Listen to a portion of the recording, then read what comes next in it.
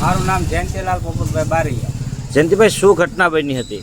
ઘટના એવી બની છે કે સવારે હું ગલ્લો ખોલું બરાબર 6 વાગે, એટલે પહેલાં મારા ઘરના આવ્યા કે ભાઈ આવીને જોયું ત્યાં કે ગલ્લો તૂટેલો છે બરાબર. એટલે હું આવ્યો તો મેં આવીને ખાલી કાંઈ કોઈ વસ્તુ કરી નથી, એમને નથી છે. મેં જોયું બધી વસ્તુ આમ નજર મારી, એટલે જે સામાન હતો એ બધો લઈ ગયા ને પૈસા હતા એ પૈસા ગલ્લામાંથી લઈ ગયા.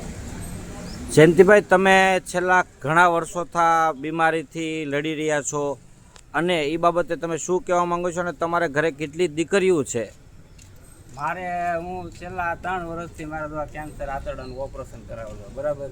એટલે આ મારે આજીવન છે અને મારે હાલમાં અત્યારે 3 દીકરી છે અને પોતે અમે 2 માણસ, એટલે અમે 5 જણાનું ગુજરાન મારું આમાં હાલે છે. તો જયંતિભાઈ, આમાં તમે દવાખાનાનો ખર્ચો કાઢો, તમે આમાં ઘરનો ખર્ચો કાઢો, તો આમાં અંદાજિત ચોરી કેટલા રૂપિયાની રકમ થઈ છે? ચોરીમાં એવું છે કે મારે કેમ્પાનું ફ્રીજ લેવાનું હતું ને, એટલે મેં 14,200 મેં એમને ગલ્લામાં મૂકેલા હતા બરાબર. એ ગલ્લામાં એ લઈ ગયા અને ચિલ્લર હતું એ બધું લઈ ગયા, અને બાગબાન હતા, વિમલ, ટાન્સન એ માલ હતો, એ અંદાજે 65,000નો માલ એ લઈ ગયા. તો હવે તમારી શું આગળની માંગ છે? મારી માંગ એક જ છે કે ભાઈ ઉત્તરાયણ પોલીસ સ્ટેશન ઉપર મને ભરોસો છે કે મને આનો ન્યાય જલ્દી અપાવે.